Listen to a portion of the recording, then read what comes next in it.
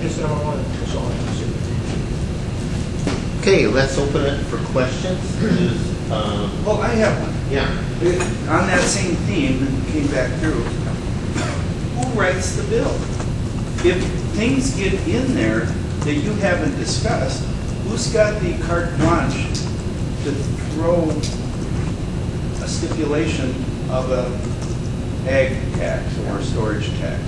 Is that the bill writers of, who's writing the bill and part of one party or another to do that? Correct me if I'm wrong, it came out of between negotiations between the Senate and the House. And it's the people that are on the conference committees. So it is representatives and senators talking about that. But you, at large, you had no idea that any of those are in there.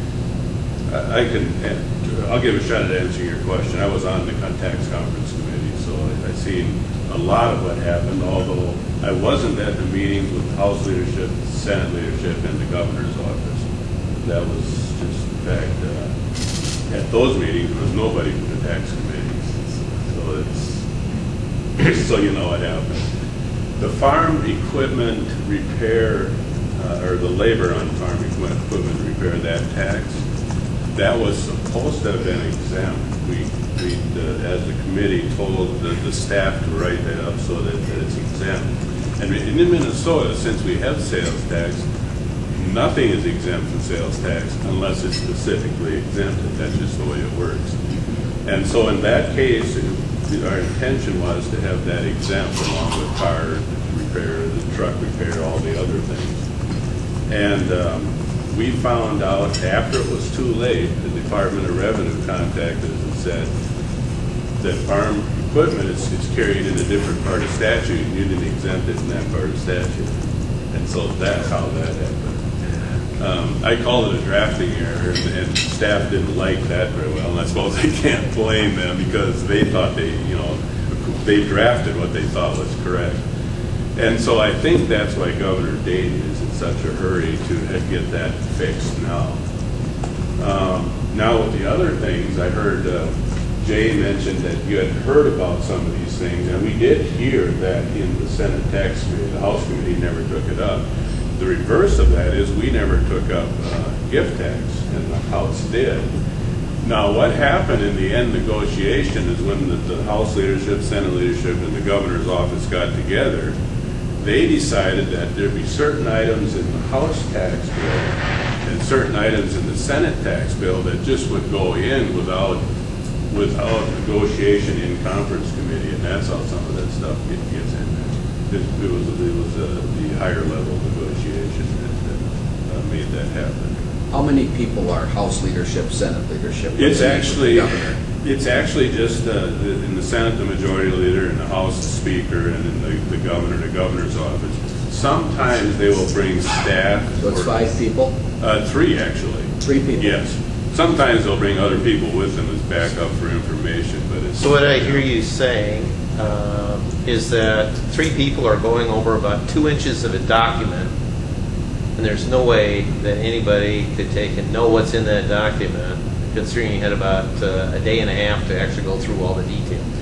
And thanks for bringing that up. Great point. And that's exactly right. In 11 years I've been there, that's always the way the end of the session works. It doesn't matter who the leaders are or who the governor is. It's always been that way in the 11 years I've been there. I think the way the end of sessions are run needs to be changed.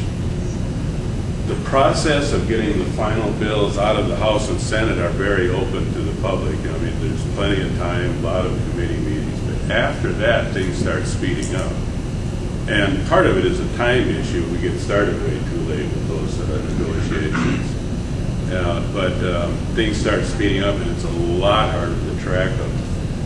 There's one change, and this is my opinion now, that I would like to see is that the House and Senate Conference Committee get their final reports out maybe 5-6 days before the end of session, leave a 3 or 4 day cooling off period for everybody involved to look over the bills. Give staff a chance to go home and get a good night's sleep and come back and proofread. And then anybody involved from around the state who may be affected by the bill would have a chance to go through them and read in detail what's in there, along with the members of the legislature. We'd have a chance to have a little more time. And then we'd have, after that cooling off period, I'm not saying anybody should go home, we all need to stay there. Then, after that cooling off period, then actually go ahead and make the corrections or changes for the final bill, and then go ahead and. Mary had a comment? I do, thank you.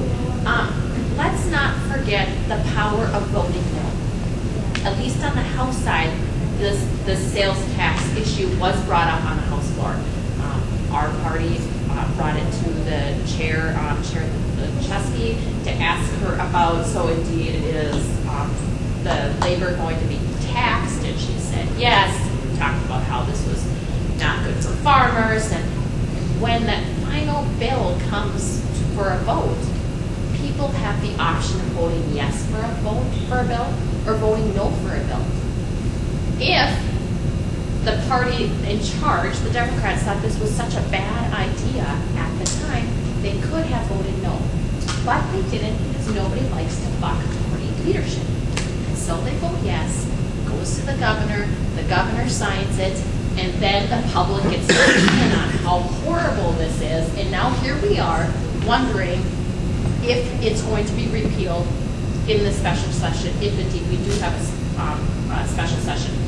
But also on top of this whole, talking about did or did not we have public opinion on this? Did we allow the public to weigh on this? And saying that this came in, 3 people made this decision. This was all done right at the last minute. Session's ending, we need to wrap things up. There was a lot of time put on the session during for the Affordable Care Act, which is a train wreck for Minnesota, same-sex marriage, which not most of Minnesota agrees with, and then also child care unionization. Those 3 issues did not need to be brought up. We could have had more time to do the fiduciary work on the tax bill and allow a good tax bill for Minnesotans instead of having to do a mulligan session. Hearing you say that, being originally from Nebraska,